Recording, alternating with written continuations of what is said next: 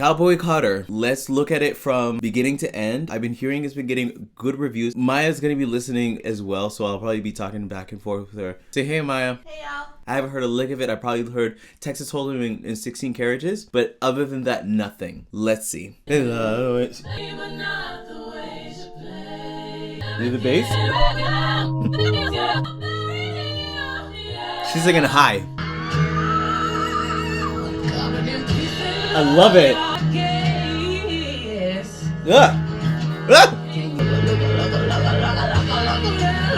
I love the. I love.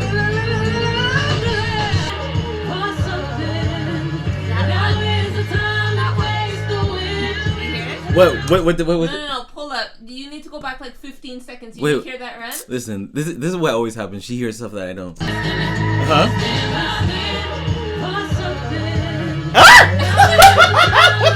Paying attention! I was paying attention! Class is in session, okay? Listen, one lesson we learned from Renaissance, you can't just be listening to the lead vocal. You have to listen to everything. But it's my first time! Background vocals matter! Oh my gosh. Okay, wait. Okay. Hold on. I'm gonna pull that back one time. Hold on. Ah! Shit! Say Beyonce!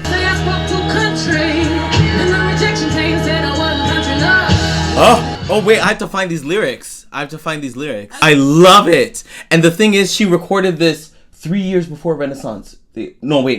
The whole album? No, she recorded this before Renaissance, they're saying. Cowboy Carter, the whole album? It was before Renaissance. Before Renaissance. Yes. Yeah. Used to say I spoke too country, and the rejection came, said I wasn't country enough. Ooh.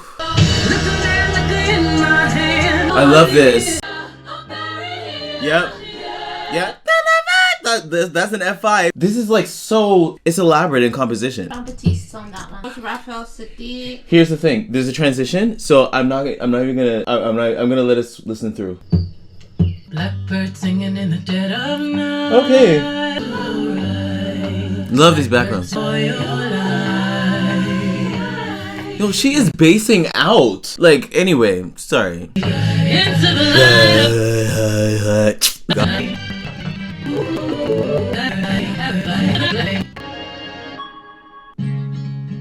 Come on, and they introduced the key change. I low high key love her low register. Yeah, this is featuring some of the black women that are in country music right now. Yeah, Brittany Spencer, Tiara Kennedy, Raina Roberts, Tanner, Adele. I was looking at, I think it was Raina Roberts. She has like this red hair or whatever. She gained like 20,000 followers like since the album came out. I mean, anyway, I love that she's creating this platform for these women that have probably been in country music for how long and probably haven't gotten the attention that they deserve. Can we talk about the fact that like Beyonce is addressing the like, okay, I wasn't country enough, or like I was too country, because I remember when people would say that about Beyonce, and then saying that I'm not country enough. So it's like, in order to do the genre, I can't, like I'm not country enough.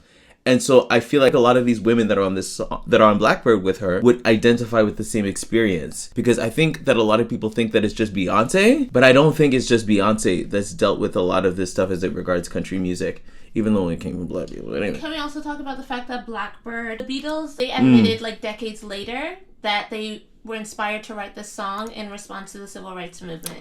Interesting. The only thing I didn't like about it is that they were admitting it decades later. Like, it would have been really nice if they said it while it was happening. You know what I mean? I really need to do some more research on the history of these songs and why Beyonce's choosing them, because there's a few covers that are here. Jolene! You can't skip, bro. I can't skip. Okay, wait. We've heard 16 Carriages. Are we listening to it? Yeah, we're listening to it. Okay. When we listened to Renaissance, did we skip Break My Soul? Okay, we're fine. This song is so beautiful. Like, sorry, the color difference. She's in the basement, for Blackbird and for American Requiem with the bass and stuff. And then she's now 16 Carriages. I love the changes. Anyway. Oh, she's singing. I'm so glad we didn't skip this. Enunciation. Rap Beyonce. And she's a little stronger. Sing. 16 Yeah. Yeah. Oh. Yeah. Yeah. dreams away. That sounds so authentic. This is so authentic. Like, my gosh. it's so just real. It's like, real. Even just hearing the last verse, of her singing, like, you could hear the heartbreak. You could hear just so much. Beyonce has been a good singing storyteller, like telling story with her voice. Now, here's the thing, because I feel like Black songwriting is misunderstood a lot of the time, is why I talked about it in like the dark side of and the bright side of Beyonce losing album of the year for Renaissance. This music lends itself more to this style of storytelling where the poetry is a little bit more understandable by a white audience. The allusions, like the literary devices. This is a style of writing that people will be able to understand the story, or rather people will be more apt to try to understand the story because of the way that Beyonce's telling it. If she wins album of the year for this, I actually might be mad. Oh, yeah? I actually might be mad because there are so many other albums that deserved album of the year, but it's when she's on a playground that is now occupied by white people, but historically was occupied by Black people, that people are like... All-American music? Yeah, like All American Music, that people will be like, oh yeah, now she deserves album of the year. Best believe she did deserve it before. Yeah, 16 Carriages. Would she submit this for Song of the Year? Although Texas Hold'em probably lends itself to it more. Next song, Protector.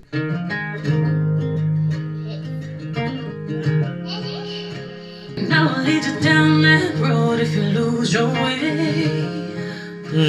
I first saw your face in your father's case.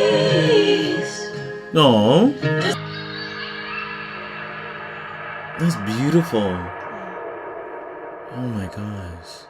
Wow. Thoughts will be fond of your flaws, dear.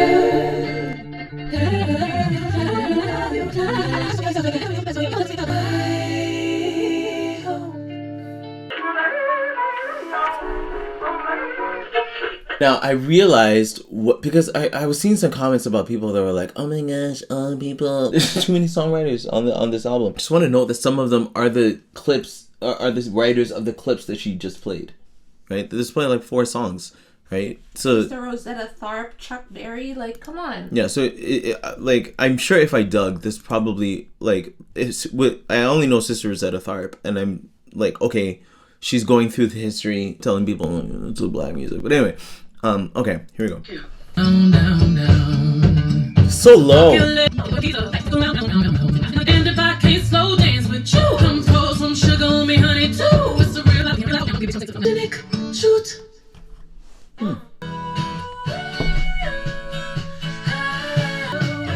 Oh, I like this.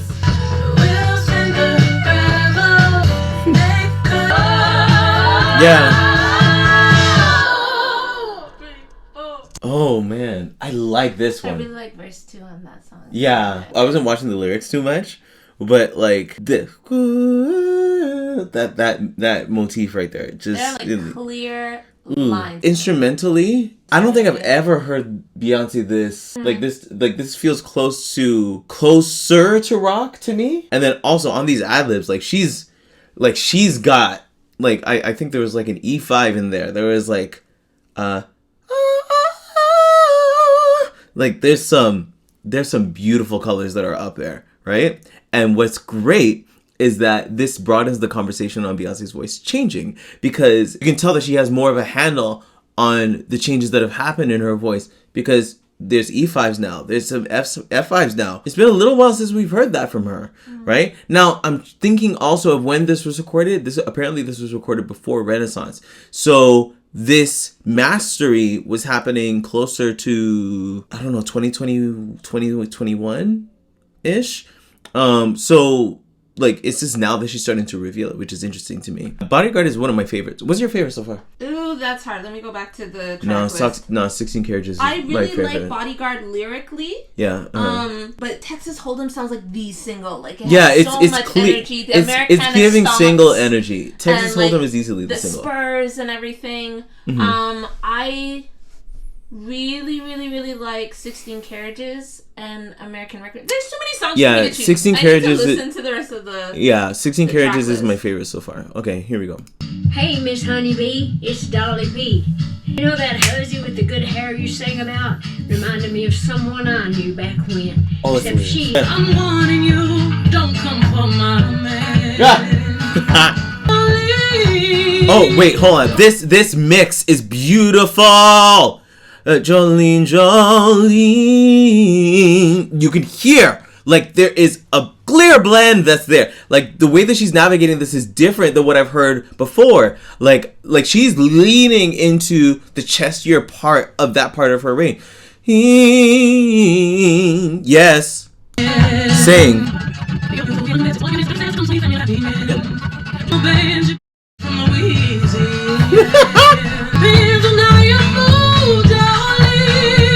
Yeah.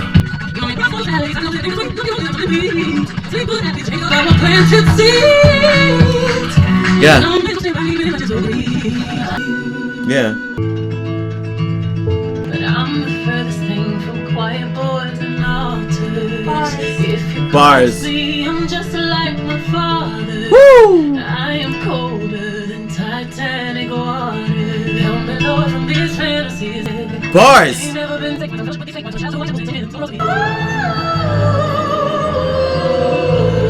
Yeah.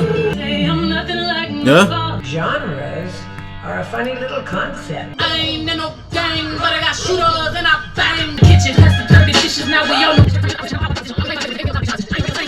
Ooh. Interesting. And your alligator tears. I pray to her. Her is time, right? Listen, rodeo circus. I came here for a reason, but I don't know the purpose. Ah! Circus and purpose! With the surface. Surface? I hear one thing I don't need. No jump in the gun, but we're both still young. One day we won't Miley! be. Look out the window, flying down the portal. I'm so glad they're doing a song together because their voices are basically the same. It's like the duet we didn't know we needed. Yeah. Yeah. Is She gonna go for the octave? Possibly. Probably not. She doesn't need it. Okay. Wow. It's beautiful. Call me pretty little thing, so you can hug all day long.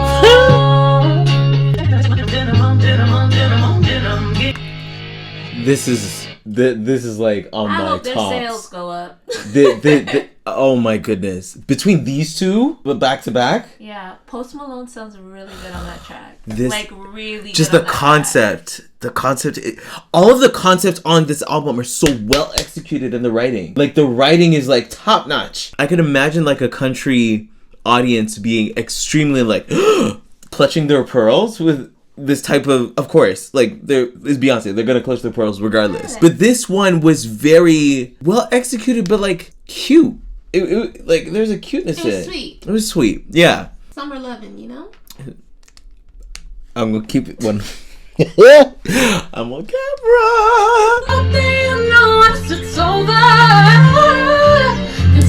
That was nice.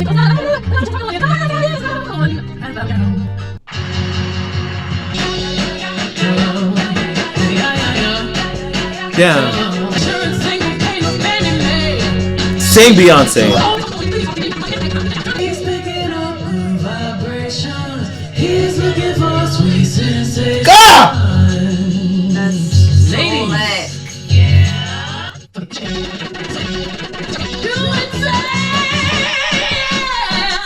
Sing Beyonce. Ma'am! That lot, this,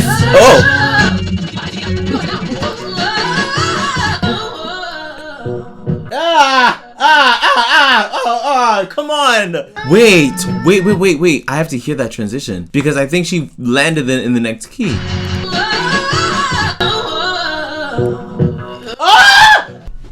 minor to major. Sing, Beyonce.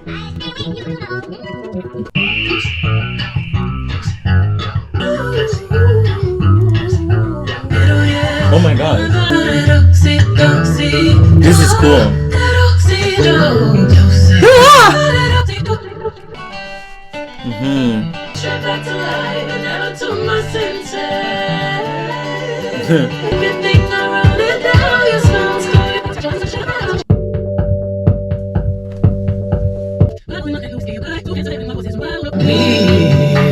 Yeah.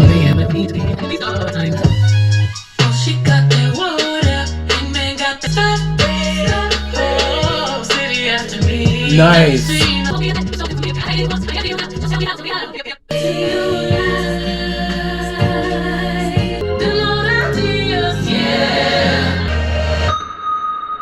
And then you could go back to the top. Wait. Yeah, because she put it back in the key at the top. Aha! Like, that was art, man. That's the thing. It's not even about individual songs. She like took you through. Okay, we're giving you country. Now we're going to play with it, and then completely turn the tables. This was really well done. Now, I don't love country, so like stylistically, the first half of the album was more about a songwriting experience for me and also Beyonce's vocal. You I don't love it. Country or you don't know country? It's both. I'm not really a country like head, so I don't know enough of it to really appreciate it properly. But also in my like just in genres that I've passed through, country was never one that I wanted to stop on. There are some not just standout moments, but just this. It's an album. It's an album. And there's some runs to break down. You guys need to help me with this because, yeah, we need to figure out what runs we're breaking down. So please do let me know. What do you guys think of the album? What do you think, babe? Do you have a favorite song? Or? Do I have a favorite song? Oh my gosh, that's really hard. I love denim, so Levi's Jeans was a lot of fun. Levi's Jeans is a standout. It might. You know what? Yeah. Honestly, I really like the duets. Like I wasn't expecting. They're good duets. I wasn't expecting any duets on this album. Yeah. Like Miley Cyrus, surprise. Post Malone, surprise. Yeah. And it like their voices just fit so well together. Honestly, I thought about Miley Cyrus and Beyonce before because their voices are. Because Miley's voice is maturing in a similar way Beyonce's is. Okay. So, like, when you're hearing them sing, it's like their ranges are so similar. Even the way that Miley opens up in her belts on the top, just like Beyonce. I like that, like, Beyonce could sing and be fully free and being herself and not holding back. Yeah. And, like, Miley was just so stable in her singing. Do you know what I mean? Because I feel like a lot of singers would feel intimidated and would either respond in trying too hard or not doing enough, but it was like so balanced. And I don't even think confining this to does this win album of the year is enough. Like what it does, it's beyond that. It's far beyond that now. And it's gonna make a lot of country lovers very mad. But I think it's also going to put a lot of people onto music they didn't think they could love. Yeah, I agree. I agree with that. And experiment with a completely different genre. Like I liked how there was like this dance thing going on in Riverdance. So it's like a fusion of like dance and country. Mm-hmm. And you don't hear that a lot. I feel like Beyonce is using sexuality as a spiritual center. It's always been that way. Yeah, but I feel like it's not just Beyonce being Beyonce. I feel like Beyonce is playing with the religious undertone to country, and she's using her own spiritual center to kind of push this forward. Now, is she using sex as spirituality? I think that there's a common thread there, but it was just interesting to see the role that it played on this particular album, because we're gonna get sex from Beyonce no matter what, but I appreciated the what is it? It's like a parody type thing. She was very country, but then at times she purposely played with the things that like are essentials to country. you know, and faith being one of them. You know, she's talking about like the Bible on the dashboard, plus pistol thing. Like I feel like there are some references to the religion stuff, but it's interesting to see how Beyonce's own ethos kind of centers this album. Mm-hmm. But you have to remember, like, the woman was born and raised in Texas. Yeah. Like that's as south as it gets. Yeah, you know she's country. I mean? So I feel like her, like you saying that her own ethos, like, there's no need for her to deviate from any of her major or core themes. Yeah. In her pop music and R&B and in dance now with Renaissance, Act 1. Yeah. Because this is like home. It kind of feels like, you know, she takes her shoes off and wears flip-flops. You know what I mean? Yeah, and I feel like a lot of people think that she's doing country She's not doing country, she's being herself. Exactly. This is just one part of who she is. I think because the country community has taken people that are country, seems like they're very possessive of the genre. They forget that people that live in the South also identify with it in such a similar way. Or rather, it's a part of them too. I understand what she said, this is not a country album. This is a Beyonce album. Yeah. Because country belongs to Black people. Yeah. You know, and it belongs to her. So she's just I just think that part of herself. All American music belongs to all the people that live there. Yeah. And have lived there for centuries, for generations, you know? Yeah. And I don't think that we can separate or segregate genres anymore. That was very clear with, like, you know, the little stuff. It almost feels like it was like, hello, this is a trigger warning. If you don't like genre blending, do not listen to this song, you know? And I like how different it was from Renaissance. Even though it had some plays with, like, the dance and hip-hop and stuff like that. That was really cool. Like, it stands on its own. It's not just a continuation. It's not a part 2. Does that make sense? Yeah, like, calling it Act 1 and Act 2, they're very distinct from each other.